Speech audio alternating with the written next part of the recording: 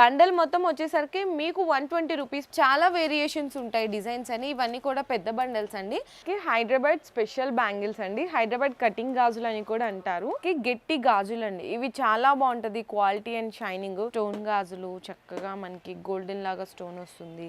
Bangles అండి 35 rupees పడుతుంది dozen.